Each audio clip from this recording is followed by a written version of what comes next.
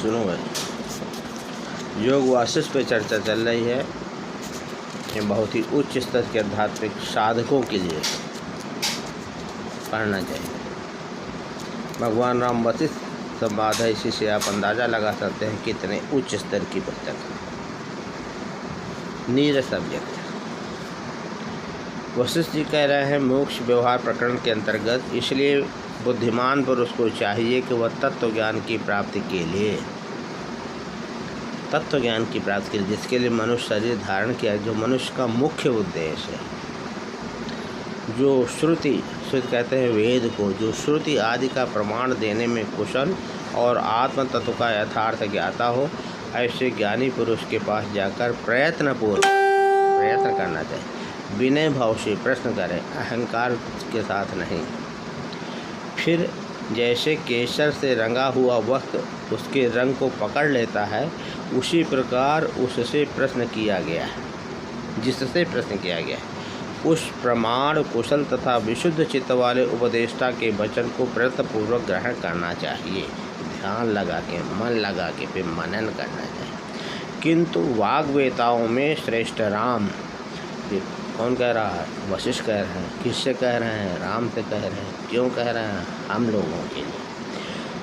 श्रेष्ठ राम जो तत्व का ज्ञाता नहीं है, अतः जिसके वचन अग्राह है, उसके पास फालतू बैठ के समय शक्ति दोनों नष्ट कर रहे हो, आयु तो अपने आप में बीती जा रही।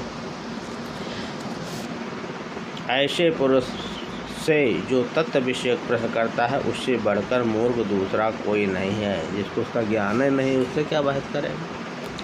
इसी प्रकार जिससे पूछा गया है, उस प्रमाण कुशल तथा तत्वज्ञानी वक्ता के उपदेश का जो पुरुष यत्नपूर्वक अनुसरण नहीं करता है, वही चीज़ आ गई ना, आचरण नहीं करता है, मनन नहीं करता है, उससे बढ़कर दूसरा कोई नरों में अधम नहीं है।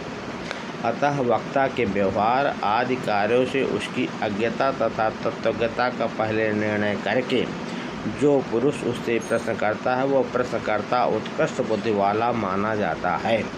परंतु जो मूर्ख, अज्ञानी, अहंकारी, कि हमसे ज़्यादा कोई नहीं जानता, 2-4 किताबें पढ़ लिया, कहता सब संसार बेकार।